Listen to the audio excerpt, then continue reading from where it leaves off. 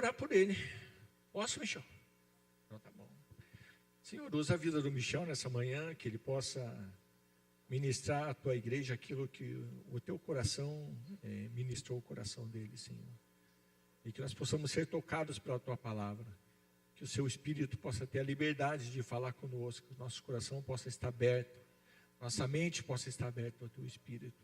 E que o Michel possa ter a unção do Espírito do Senhor nessa manhã, para ministrar a sua palavra sobre nós, em nome de Jesus. Amém. Bom dia. Feliz ano novo. Deus abençoe muito, seja um ano bem abençoado para nós. Feliz de estar aqui, podendo mais uma vez compartilhar a palavra. É mais um dia tão especial, hoje é aniversário da Liz. A Liz está fazendo 8 aninhos hoje. Nossa alegria. Então, estamos bem felizes por este dia, por estar aqui na frente, por mais um ano que se inicia, mais uma oportunidade da gente poder fazer um balanço da nossa vida.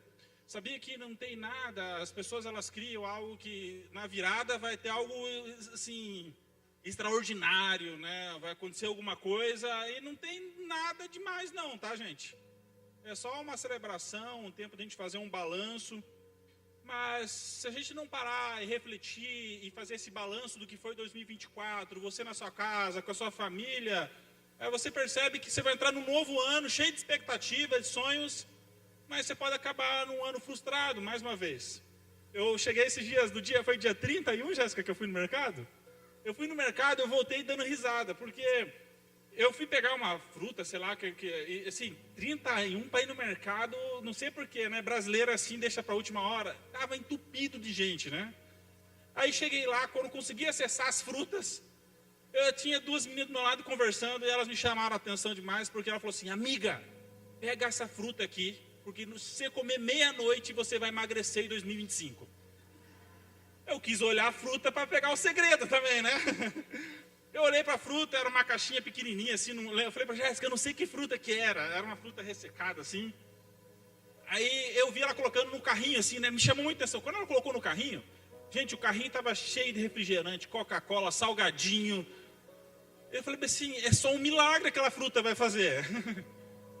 E assim que as pessoas vivem, elas querem alguma coisa para elas se apegarem, para falar assim, isso vai mudar a sua vida. Aquela frutinha, gente, ela só se ela tivesse um poder milagroso.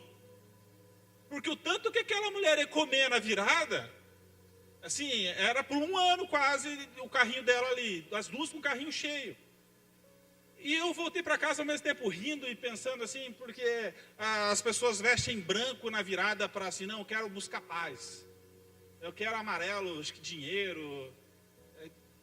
Eu vesti com a camiseta preta com o símbolo dos Bulls ainda, né? Que é o boizinho assim, né? O pessoal olhou, nossa, um chifrudinho aqui na frente, né? E não mudou nada, gente. Porque não é isso que atrai a bênção para mim e para a sua vida. Você mudar a sua roupa, você colocar uma roupa branca. E eu vi, né, alguém falando assim, não adianta se você passar o ano, a virada do ano de branco, se o ano todo você vive como capeta, né? Então você não traz paz para ninguém também. Então as pessoas elas buscam, o brasileiro ele gosta dessas datas para que ele possa se apegar a alguma coisa e falar assim, agora vai. Só que o agora vai é sempre assim, não depende de mim, depende do que eu vou fazer aqui agora. Eu vi gente, igrejas, assim, que a gente tem que fugir dessas igrejas, assim, traga um envelope na virada com a sua melhor oferta que você vai ter o ano mais próspero da sua vida. É mentira. Não é o que o Sérgio falou assim, não é aquela oferta da virada que vai mudar a sua vida. Mas é você ser um bom administrador. É como você vai lidar com as finanças. É o que a Bíblia ensina para você não ser avarento. Para você ser generoso, é isso que muda as suas finanças. É você não gastar mais do que você tem. É você fazer uma planilha desse ano e perceber, eu não quero cometer os mesmos erros de 2024 e 2025. Então, o que eu faço? Lá em casa a gente faz isso, a gente pega um caderninho, quanto que é a nossa entrada mensal, quanto é a nossa saída, quanto eu posso gastar. Será que agora eu posso comer um lanche? Será que eu não posso? Então segura, não come. Só que aí o que a gente faz? A gente vive de qualquer maneira e no final, não, vou comer uma frutinha, vou dar um envelope para Deus, então resolver os meus problemas. Desde quando eu cheguei na Jocum, uma frase de um professor lá me marcou. Eu falava bem assim, essa frase: 3 coisas que vão mudar a sua vida: prioridade, necessidade e desejo. Prioridade, necessidade e desejo. Quando viu o dinheiro na sua mão, qual que é a sua prioridade? Honre primeiro com suas prioridades. Segundo, necessidade. Qual que é a sua necessidade? E por último, desejo. Toda vez que chega um dinheiro para nós, a gente olha prioridade, necessidade e desejo. Isso tem nos ajudado aí. Gente, vai fazer 17 anos que eu estou na missão esse ano, vou completar. Meu Deus, passou rápido, né? Desde quando eu entrei lá, essa frase marcou minha vida e tem me ajudado bastante. As pessoas, então, elas gostam de palavras que vão falar assim: eu acredito, assim, que a gente pode profetizar, eu quero ter o melhor ano da minha vida. Eu quero ter um ano abençoado. E a gente tem que buscar isso, mas, gente, não é só aquilo que alguém vai dizer para você que vai dizer que o seu ano vai ser um ano abençoado. Mas é como a gente vai entrar nesse ano e, assim, como a gente espera terminá-lo. As pessoas buscam uma palavra, assim: Deus me dá uma palavra, eu vou buscar na internet uma palavra de alguém que possa mudar a minha vida. Mas é o ordinário, é o dia a dia, é você buscando Deus todos os dias de manhã, é você orando todos os dias. O ser humano, ele anda quilômetros para pagar uma promessa, ele faz várias coisas para tentar ter uma bênção, mas ele não aprendeu que Jesus já pagou o preço suficiente, você não precisa pagar nenhuma promessa. Que você precisa pegar esse presente que é a graça de Deus, abrir esse pacote e vivê-la. Só que é viver diariamente. Foi assim que Lutero lá atrás, um dia subindo as escadarias, pagando uma promessa, lembra de Romanos e entende que o justo vive pela fé. Então sua cabeça agora é transformada, porque ele não precisava mais ficar pagando nada, porque Jesus foi o sacrifício perfeito. E através de Jesus agora, nós temos liberdade. E o texto que eu queria ler com os irmãos está lá em Lucas, capítulo 22, 39. Após a ceia, tem uma reunião entre os discípulos para ver quem que é o maior. Depois Pedro é avisado, falando, Jesus avisa ele: olha, Pedro, você vai me negar. E a gente vai ter uma das... talvez a pior noite de Jesus que ele enfrentou, que é o Getsemane. E eu estava orando, eu queria ter uma palavra assim, sério mesmo, gente. Eu falei para Jéssica: estou perturbado, faz uns dias que eu estou olhando, estava com 2 palavras na cabeça. Eu queria ter uma palavra assim, sabe, inspiracional para o teu ano, assim, tipo, olha só, você vai romper, hoje a moda está, né, eu te entregar uma chave essa manhã, né? Mas não foi isso que eu entendi em Deus. Mas sim, essa palavra pode ser uma palavra que vai mudar o seu ano. Então, Lucas 22, 39, nós vamos ler até o 46, e hoje nós vamos fazer diferente. Eu não sabia que o Data Show estava... Eu ia pedir para a gente ler todo mundo junto hoje, mas eu queria que você, voluntariamente, uma pessoa lesse o 39, o 40, o 41 e fosse assim lendo. Cada um lesse um versículo. Então, você lê bem alto, pega o primeiro versículo e a gente vai ler até o 46.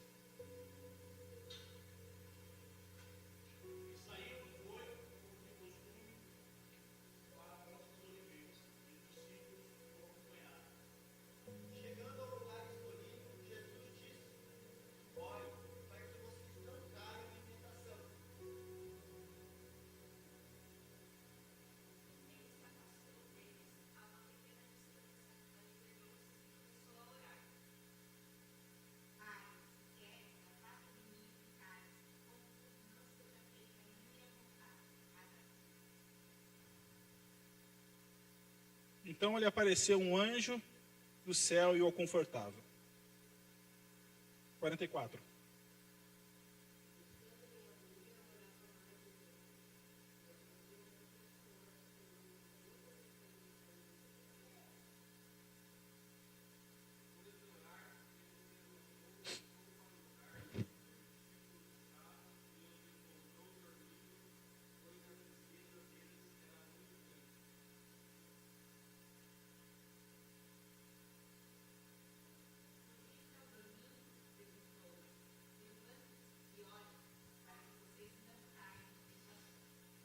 Obrigado. Esse texto é muito conhecido por nós, temos músicas sobre esse texto, E o texto fala para nós que de costume, Jesus, ele então vai para o Monte das Oliveiras. Aqui a gente fala o jardim de Getsemane, mas ele era um lugar, não um jardim convencional que a gente tem aqui no Brasil, né? E o Jardim das Oliveiras aqui, o Monte das Oliveiras, o Getsemane significava prensa de azeite. Então é o lugar onde você plantava e você prensava o azeite. Jesus vai bem neste lugar específico, porque agora Jesus ia encarar,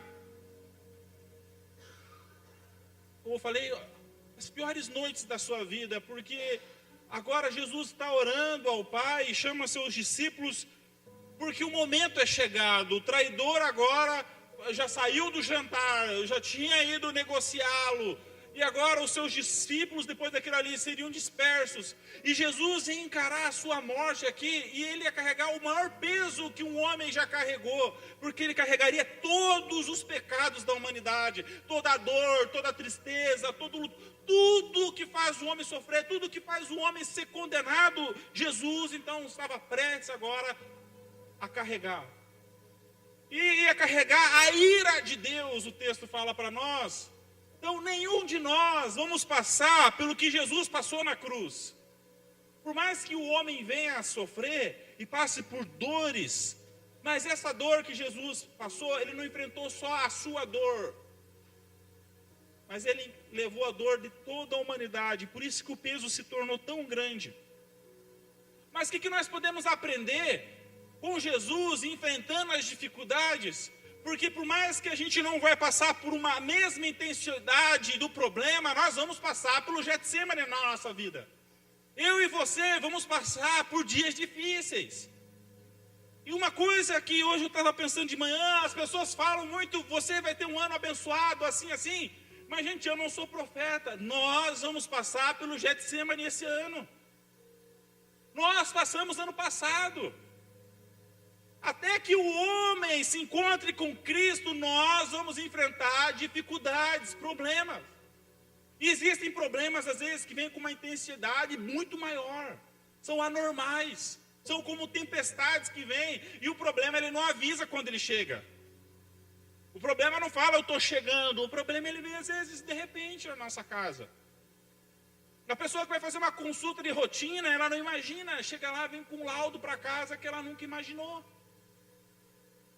Problemas familiares, financeiros, saúde física, emocional, nós vamos passar por dificuldades. E é bíblico, porque a Bíblia fala que nós vamos passar por dificuldades, mas fala assim, mas tenham bom ânimo, eu estarei convosco. Tem hora que a gente está orando para Deus tirar os problemas de nós, mas esse texto aqui está nos ensinando uma outra coisa, a como enfrentar os problemas, a como lidar com as dificuldades. E a primeira coisa que eu queria pontuar com os irmãos aqui é, Jesus não foi se esconder dos problemas no jardim de Getsemane. Jesus não foi se ocultar do seu problema. Jesus não negou os seus problemas. Jesus não escondeu os seus problemas.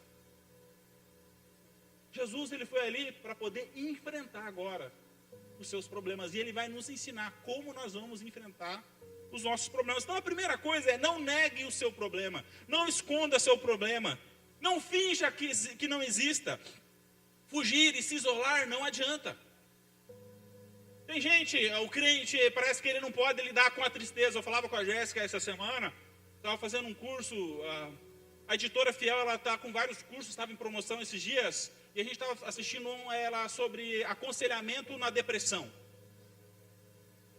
E eu conversando com ela sobre isso, e o professor teólogo, professor, doutor em história, doutor em psicologia, doutor em teologia, falando assim, o cristão não sabe lidar com a tristeza.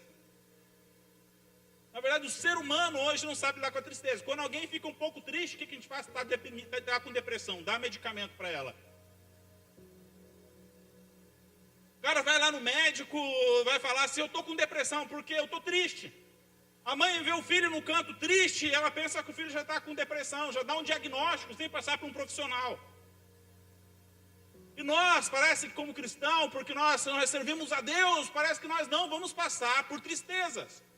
Só que quando você lê a Bíblia, você vê que Jó passou por tristezas, por dificuldade. Você vê Elias Elias clamando em meio à dor. Você vê o salmista clamando em meio à dor. E você vê Jesus falando. E se você olhar lá para Marcos 14, 34 ou Mateus 20, 38, Jesus fala assim: a minha alma está profundamente triste. Se nós estivéssemos lá, que conselho nós daríamos para Jesus?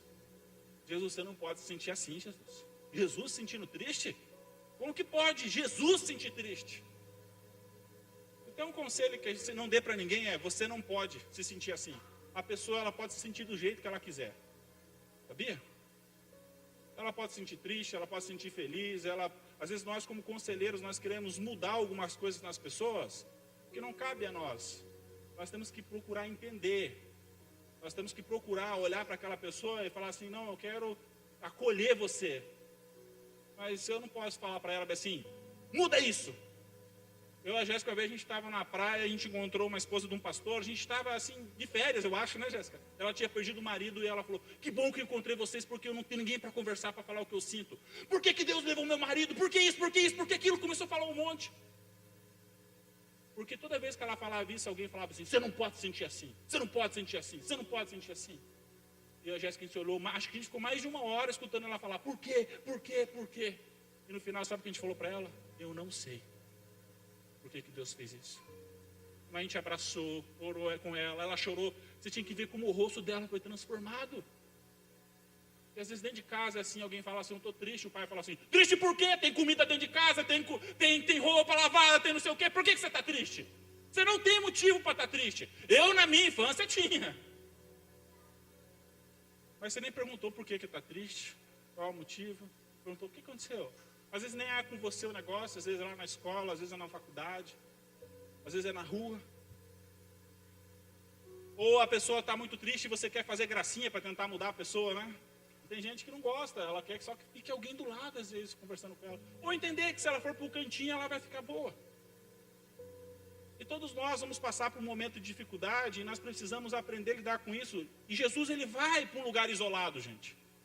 Ele não nega a sua dor. Quando você estiver passando um problema, dê nome para o seu problema.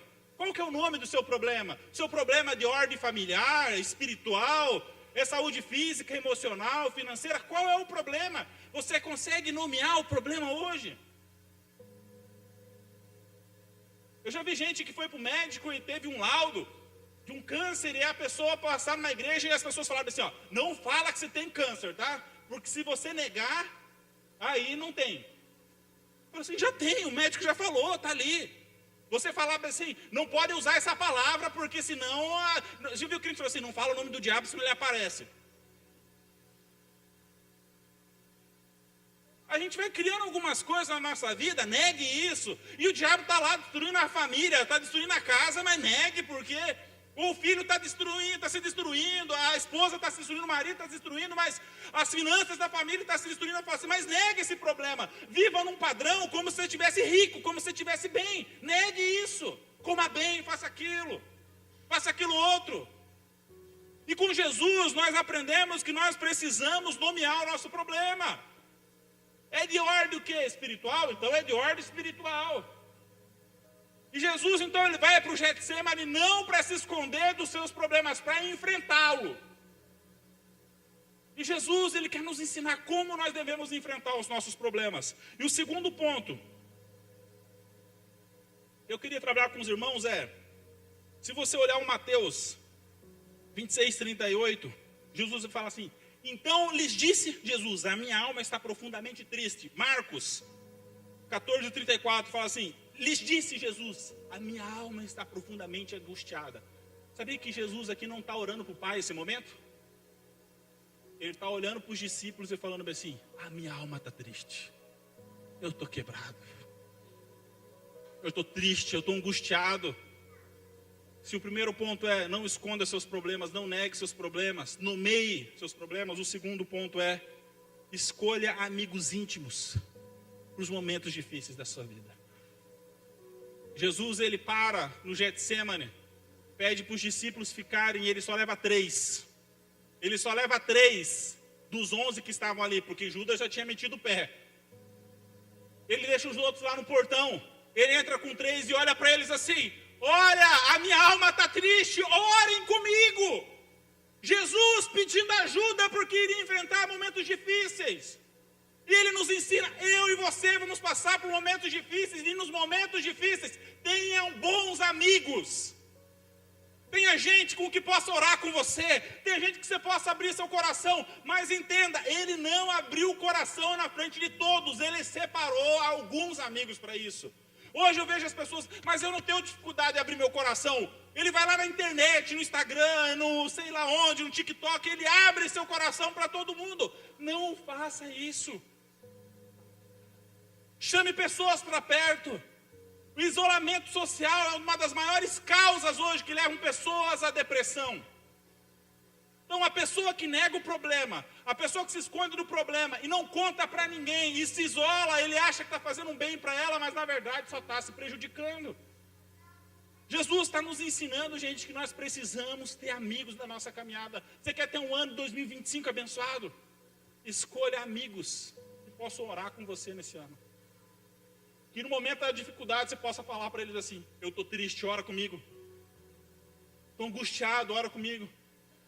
Estou querendo pecar, ora comigo. Ora comigo porque eu estou me perdendo, ora comigo para Deus me fortalecer. O segundo ponto que a gente aprende muito aqui é a importância da oração e a obediência. Jesus, o texto vai falando para nós que quanto mais ele ficava agoniado, mais ele orava. Esses dias a gente tem um amigo nosso que tem umas kitnet ali na praia, ele chamou a gente para ir lá passar uns 3 dias com ele.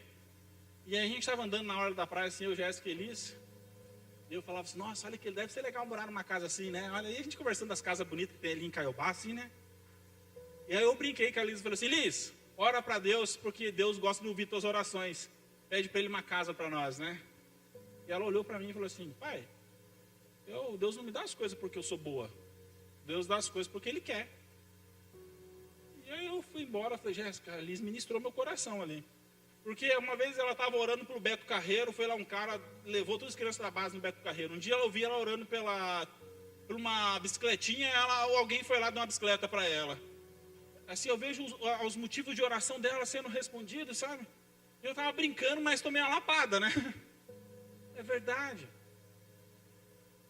A gente vai orar muito e a gente coloca muito para Deus o que a gente quer. Deus, eu quero isso, eu quero que esse ano seja assim, eu quero que esse ano seja assim, eu quero que esse ano seja assim.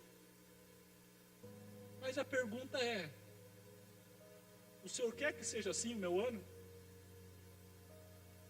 O Senhor quer que seja assim, desse jeitinho que eu estou colocando aqui?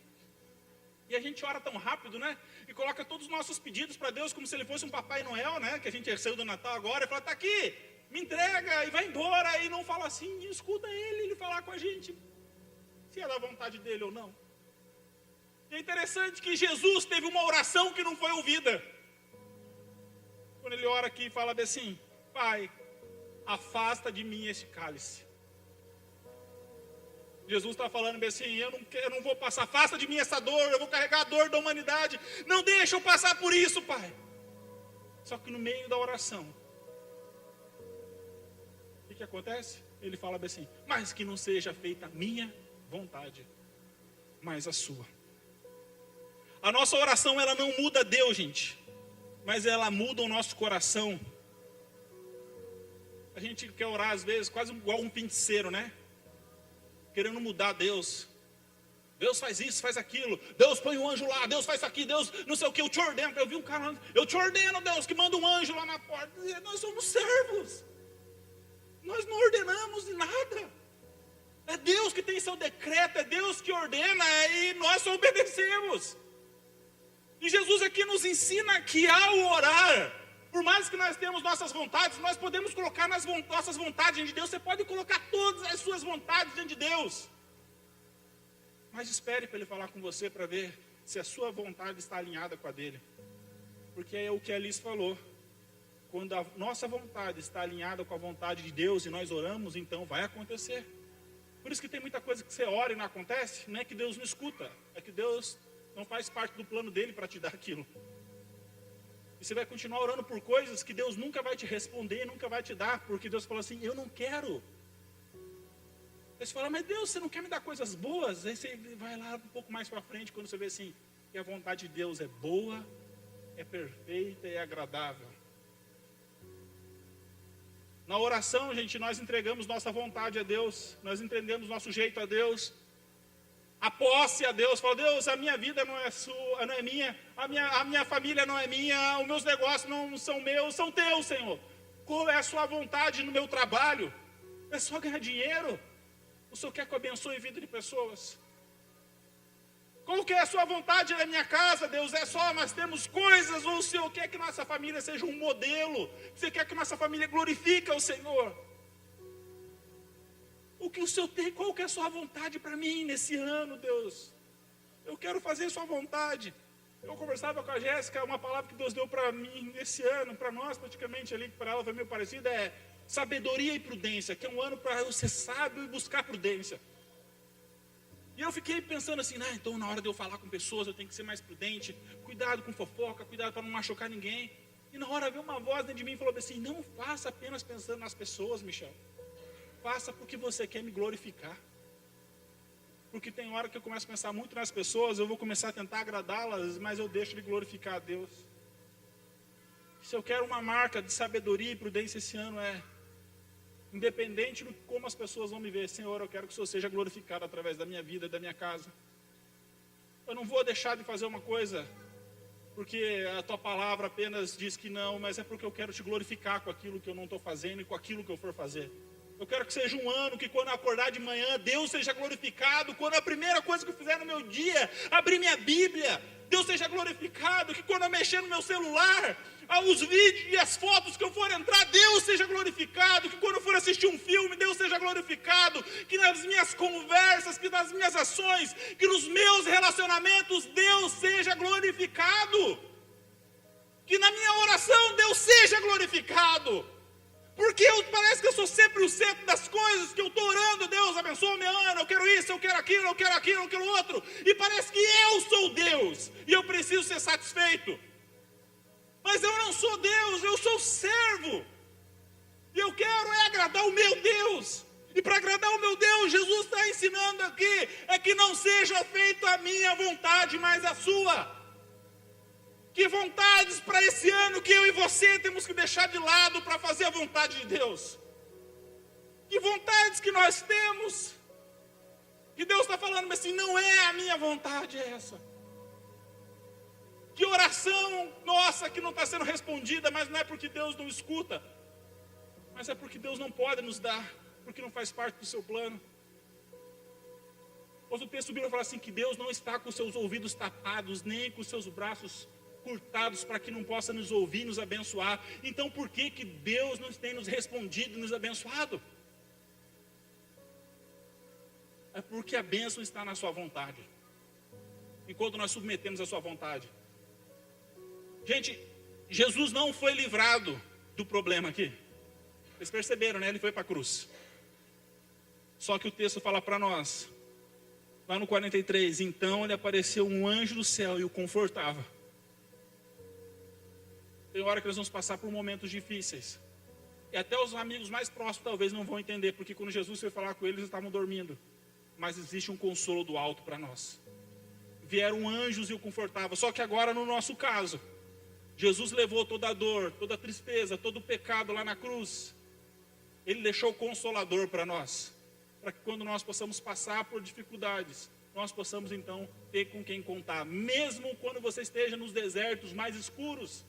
Mesmo quando você não tem amigos do seu lado, você tem quem possa contar, porque Deus está o tempo todo do nosso lado e você pode clamar, assim como Pedro lá no barco quando estava afundando: Senhor, me socorre! E o Senhor prontamente estendeu a mão para Pedro e tirou Pedro daquela tempestade. Socorre-me, Deus, dos meus problemas. Socorre-me, Deus, e começar mais um ano, parece que sem propósito. Gente, a pior maneira que a gente pode viver, a gente pode viver com bens, a gente pode ter o melhor salário, a gente pode ter um monte de coisa, mas a gente não tem um propósito de vida, o porquê estamos aqui. Qual que é o propósito da nossa família? Qual que é o propósito da nossa casa? Qual que é o nosso propósito do nosso trabalho? Deus tem um propósito para mim e para você, e o propósito é que nós possamos glorificá-lo, fazendo a sua vontade. Então quando a Alice fala sobre oração ali, pai, não é porque eu quero, não é porque eu sou boa, Mas é porque a oração, ela tem o poder de, quando a gente ora com todo o nosso coração, de transformar nossas vontades. Então a vontade de Deus é expressa para nós. Por isso que Tiago vai falar bem assim: vocês não recebem porque vocês oram, vocês não recebem porque vocês pedem mal. Porque vocês pedem de acordo com suas cobiças e as suas vontades. Oração respondida, gente, é a oração que faz parte do plano e da vontade de Deus. E você fala assim: mas por que se faz parte do plano da vontade de Deus? Por que eu preciso orar? Porque Deus quer que esse plano também agora se torne o seu. E aí Jesus olha e fala: o quê? Então que não seja feita a minha, mas a sua vontade. Só que aqui, gente, não parece que é uma coisa assim: eu não queria fazer isso mesmo, agora eu vou fazer sem querer fazer mesmo, só porque é a tua vontade. A vontade de Deus se tornou a vontade de Jesus, porque Jesus era o próprio Deus. E aí a gente começa a perceber. Eu acho que já contei essa história aqui, mas só para relembrar, aquele jovem que se formou nas melhores faculdades de medicina do mundo lá nos Estados Unidos, e veio trabalhar aqui no Alto Amazonas para cuidar dos índios, como missionário, e com 29 anos pega uma doença rara, e aí ele está próximo a morrer, sua mãe consegue chegar até a aldeia, quando chega lá e fala assim: filho, por que você fez isso? Ele dá um sorriso e fala assim: mãe, eu faria tudo de volta. Eu faria tudo de volta. Eu viveria tudo que eu vivi para poder glorificar o meu Deus. Jim Elliot, ele morreu no Alto Amazonas. Tem um filme, se você quiser assistir no YouTube, se chama Terra Selvagem, que é a história dos missionários que morreram no Alto Amazonas. E eles morreram na tribo. Eles foram achar uma tribo isolada, eles começaram a levar alimentação, a tribo sofria com muita mortalidade infantil. Quando eles acessaram a tribo, os índios mataram eles. Sua esposa está, então, agora assistindo TV e vê no noticiário que encontraram corpos boiando no rio. Quando ela vê uma das camisetas, ela reconhece que é o seu marido, chama seu filho para orar e fala assim: seu pai se foi.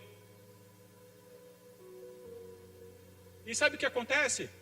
O filho de Jim Elliot, ele fica no mesmo lugar como criança com a mãe, todo mundo falando: vem, volta embora, sai daí agora, não tem por que se ficar. E a mãe e o filho falam assim: nós não estamos aqui porque nós queremos, nós estamos aqui porque Deus quer.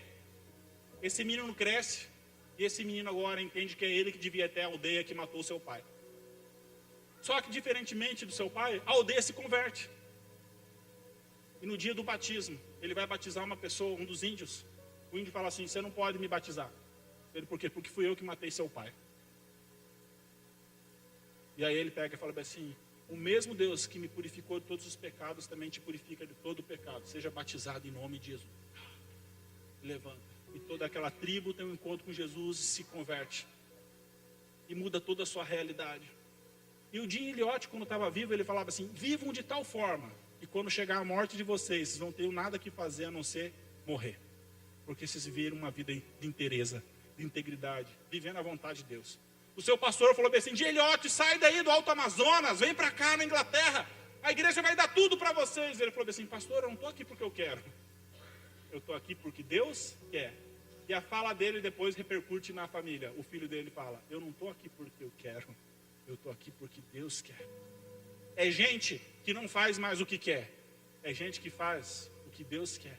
Que olha para a sua palavra e fala assim: eu não posso tratar uma pessoa assim, não é só porque eu vou machucar ela, porque Deus não quer que um homem trate uma mulher desse jeito. Deus não quer que uma criança seja tratada assim. Deus não quer que uma criança seja abandonada. Deus não quer que a viúva padeça, passe fome, sofra. Está lá na palavra de Deus. Deus expressa a sua vontade. Deus não quer que tenha um roubo. Deus não quer que tenha abuso. Deus não quer essas coisas. E o homem, quando começa a olhar para a sua palavra, então agora começa a praticar a vontade de Deus. E Deus é glorificado através disso.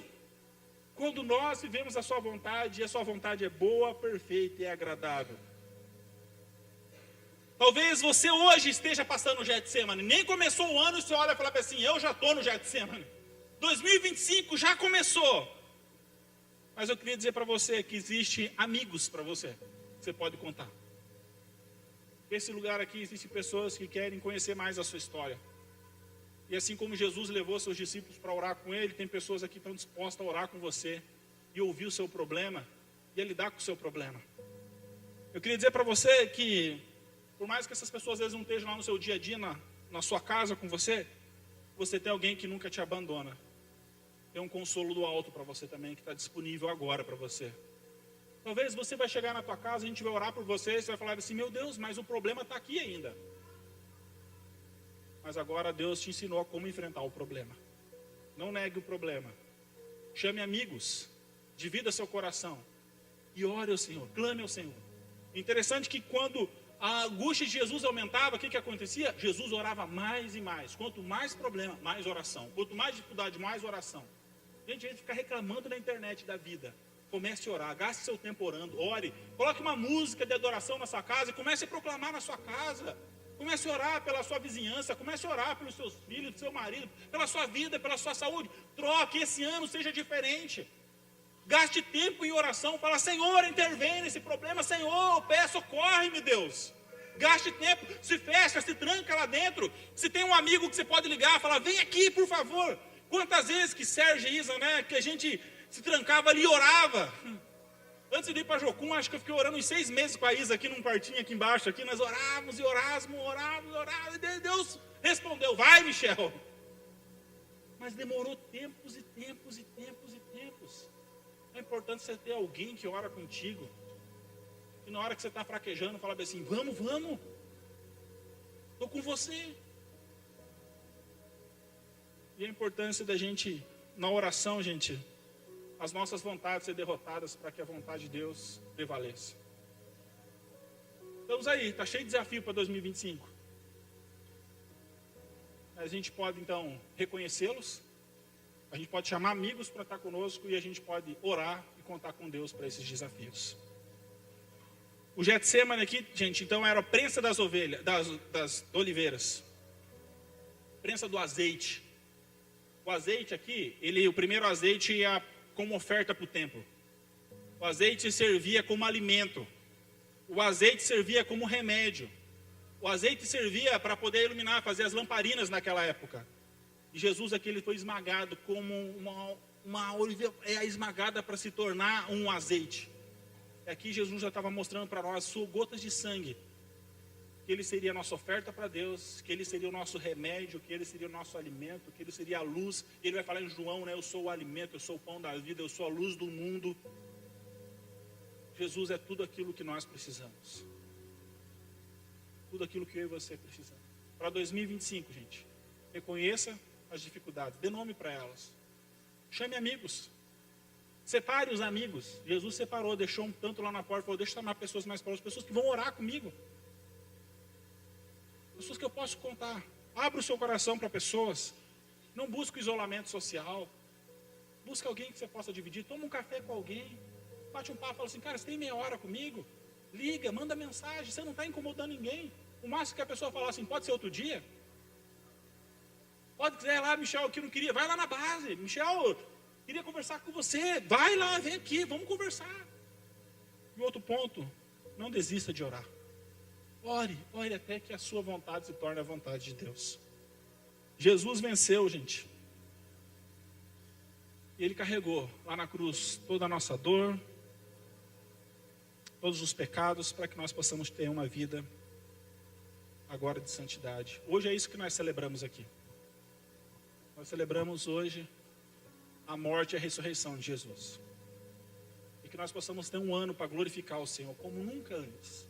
Em vez de você pensar um ano assim, eu quero ter um ano, o melhor ano da minha vida. Comece a mudar para você, eu quero ter um ano que eu quero glorificar Deus como eu nunca glorifiquei antes. Eu quero glorificar Deus de manhã, eu quero glorificar a Deus no almoço, no jantar, igual aquela musiquinha que nós cantávamos no retiro, né? No café, no almoço e no jantar. Eu quero glorificar Deus nos meus relacionamentos, eu quero glorificar Deus na série que eu for assistir, senão eu até tiro essa série aqui de casa. Eu quero glorificar Deus nas músicas que eu escuto, senão eu tiro essas músicas aqui. Eu quero glorificar Deus dirigindo, eu quero glorificar Deus no meu trabalho, eu quero glorificar Deus. E quando você começa a glorificar Deus e fazer a vontade de Deus, pode ter certeza que a vontade de Deus para a sua vida é boa, perfeita e agradável. Não queira viver o melhor para a sua vida, queira viver o melhor de Deus para a sua vida. Qual que é o melhor de Deus para você hoje, você sabe? Então ore, até que a sua vontade morra e a vontade de Deus prevaleça. Eu queria que a gente orasse agora. Talvez você já orou esse ano, né? Espero que sim. Já se passaram 5 dias, né? Mas talvez sua oração foi assim, tudo colocando para Deus abençoar o seu ano, que seja um ano abençoado. Mas que você possa olhar e falar assim, Senhor, eu quero reconhecer quais são as dificuldades que eu tenho, dar nome para elas. Senhor, mostra pessoas que eu posso contar, que eu posso abrir meu coração, que eu possa ter um discipulado semanal, mensal, quinzenal. E Senhor, eu quero ter fome por orar. Eu quero orar mais esse ano, eu quero glorificar o Senhor esse ano. Quero que minha casa glorifique o Senhor. Gente, se a nossa cidade aqui glorificar a Deus, você pode ter certeza que a gente não vai ter muitos problemas aqui neste lugar. Se a gente tiver uma nação que glorifique a Deus através dos seus atos, você pode ter certeza. E nós vamos ter uma nação muito melhor. Nosso problema, gente, a gente fica colocando às vezes tantas coisas, o problema é esse, aquilo outro, mas o problema é que as pessoas, elas não entregaram sua vida a Jesus e elas não glorificam a Deus. A única maneira, a única resposta para o problema do homem é Jesus. E quando o homem começar a glorificar a Deus, então ele vai estar fazendo a vontade de Deus, você pode ter certeza que o mundo vai se tornar melhor. Mas os desafios continuam. Até que ele venha, a gente vai passar por muitos problemas. Mas Jesus nos ensina a passar pelos problemas, reconhecendo, chamando pessoas e orando. Fica de pé, vamos orar?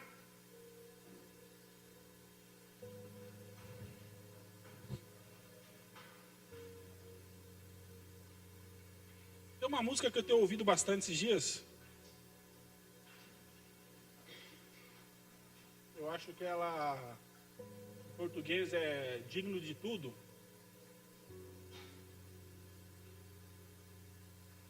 Eu tenho ouvido bastante lá em casa essa música, porque Deus é digno de tudo. Deus é digno da minha casa, da minha família, do meu tempo, das minhas coisas. Senhor, nós queremos